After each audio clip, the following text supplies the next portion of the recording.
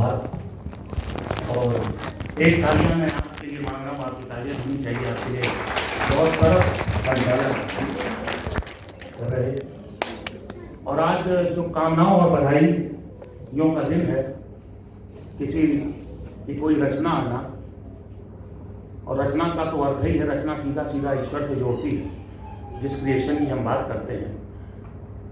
तो जैसे कोई जीव दुनिया में आता है, उसी तरह एक पुस्तक जब दुनिया में आती है तो उसका स्वागत भी उसी मंगल कामनाओं और हर्षोल्लास से करना चाहिए। डॉक्टर पूर्णिमा पांडे जी को बहुत बहुत बधाई, आप सबकी बधाई।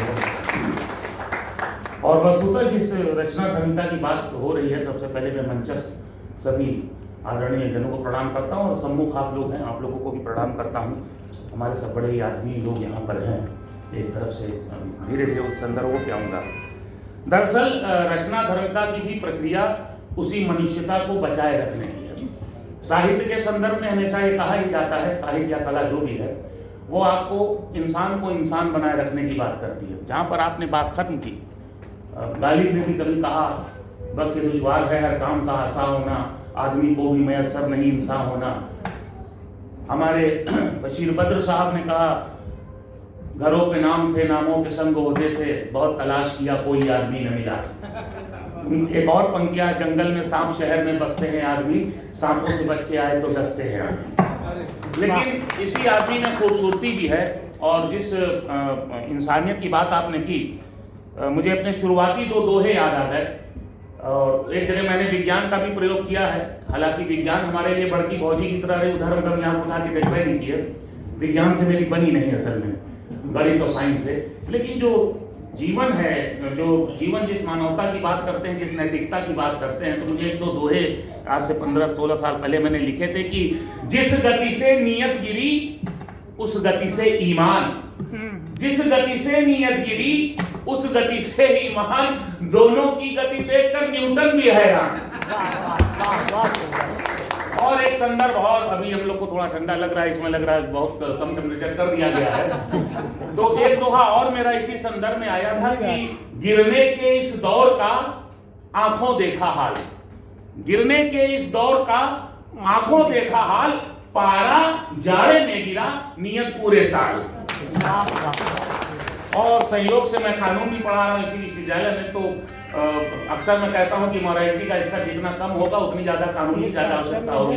रणीत दत्त जी बैठे हैं और हम देख रहे हैं, रितिका, आलोक, देवेंद्र, क्षमा जी, बहुत सभी लोग बड़े प्रिय लोग यहाँ बैठे हैं। देखिए, किताबों को लेकर के अगर कहा जाए, जिस संवाद की हम बात करते हैं, संवाद इतनी श्रेष्ठ और इतनी शाश्वत परंपरा और ऐसी अक्षुण परंपरा है जिसने पूरा जीवन बदल दिया है। और ये कालातीत है, किसी एक काल से बंध के नहीं रही है। आप गीता का संवाद देखें, छीड़ हो चुकी काया को भी उठकर चलते देखा है।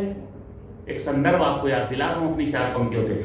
छीड़ हो चुकी काया को भी उठकर चलते देखा है, टूट रहे बल और मनोबल को भी संभलते देखा है।